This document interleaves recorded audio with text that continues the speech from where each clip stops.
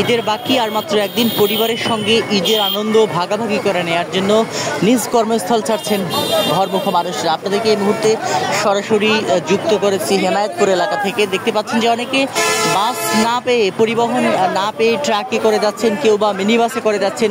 জীবনের ঝুঁকি নিয়ে বাস, ট্রাক যে যার যার মতো করে পারছেন, যেভাবে পারছেন সেভাবেই কিন্তু রাজধানী ঢাকা সহ সাভার, আশুলিয়া, গাজীপুর ছাড়ছেন, তেমনটি কিন্তু দেখতে পাওয়া যাচ্ছে। আপনাদেরকে এই মুহূর্তে সরাসরি দেখাচ্ছিলাম যে রাস্তাঘাটে একেবারেই পরিবহনের সংখ্যা কম, বিশেষ করে বাসের সংখ্যা একেবারেই কম। দু একটা করে বাস কিছুক্ষণ পর পর আসলেও সেগুলোতে যাত্রী চাপ অনেক বেশি, যার কারণে পরিবহন সংকটের সুযোগ দেখিয়ে অতিরিক্ত ভাড়া গুনতে হচ্ছে যাত্রীদের এবং অতিরিক্ত ভাড়া দিতে হচ্ছে যাত্রীদের, তেমনটি কিন্তু আমরা দেখতে পাচ্ছি।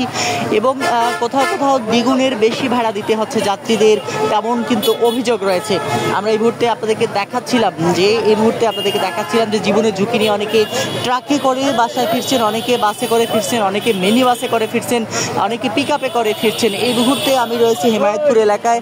হেমায়েতপুর এলাকার চিত্র আপনাদেরকে যদি একটু দেখাই, এই মুহূর্তে রাস্তার দুপাশে কিন্তু এমন পরিস্থিতি, রাস্তার দুপাশে এমন হাজার হাজার মানুষ, হাজার হাজার ঘরমুখ মানুষ বাসায় ফেরার জন্য একটি বাসের অপেক্ষায় রয়েছেন। তবে কাঙ্ক্ষিত সে বাস কিন্তু পাচ্ছেন না, যার কারণে বাধ্য হয়ে যারা স্বল্প আয়ের মানুষ রয়েছেন তাদেরকে বাধ্য হয়ে ট্রাকে করে ফিরতে হচ্ছে, জীবনের ঝুঁকি নিয়ে ট্রাকে করে ফিরতে হচ্ছে, তেমনটি কিন্তু দেখতে পাওয়া যাচ্ছে। মূলত গতকাল এবং গত পরশু গার্মেন্টস শ্রমিকরা যারা গার্মেন্টসে কাজ করেন, তার ছুটি হবার পর তারা কিন্তু ঘরমুখ হয়েছেন এবং তারা কিন্তু বাসায় ফিরছেন এবং এই ফিরতি মানুষগুলোর যাত্রী চাপ সামাল দিতে পারছে না। পরিবহন সংশ্লিষ্ট যারা রয়েছেন তারা কিন্তু যাত্রী চাপ সামাল দিতে পারছে না, যার কারণে কিন্তু পরিবহন সংকট দেখা দিয়েছে।